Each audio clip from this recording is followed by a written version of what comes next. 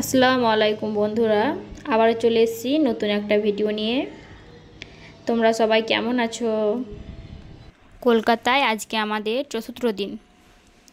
সব কাজ সেরে নিয়ে বারাসাতে চলে এসেছি আমাদের একটা রিলেটিভের বাড়ি।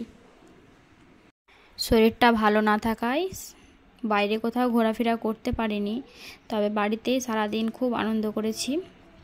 বাচ্চারা সবাই মিলে খুব আনন্দ হয়েছে। সন্ধ্যের সময় একটু বার হলাম, একটা কাছেরই একটা রেস্টুরেন্টে গিয়েছিলাম। ওখানে বাচ্চাদেরকে নিয়ে একটু ঘুরে ফিরে আসলাম। বাচ্চারা অনেক খুশি হয়েছে।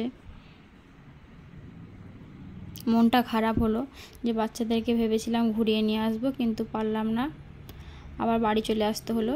পরের দিন সকালবেলায় ট্রেনে করে আবার আমাদের বাড়ির দিকে রওনা হলাম।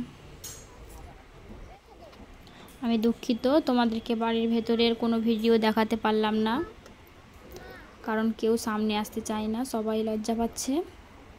আমার আর মেয়ের শরীরটা প্রচণ্ড খারাপ ছিল, তাই আর কোনো রকম ভিডিও করিনি। একদম বাড়ি এসে খাওয়া দাওয়া করে ঘুমিয়ে পড়েছিলাম। সকালবেলা উঠে বাড়ির অবস্থা দেখে প্রচণ্ড মন খারাপ। ফ্রিজটাকে অফ করে রেখে দিয়েছে।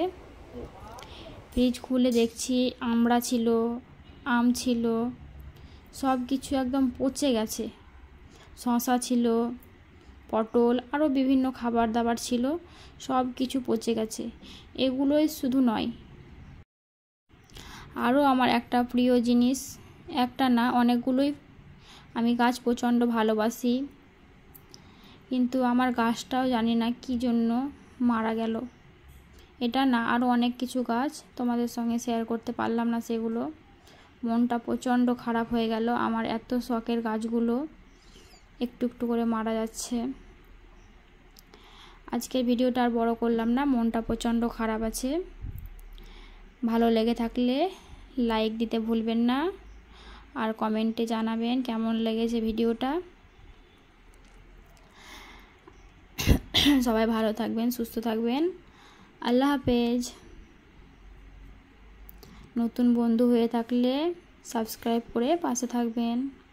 বাই।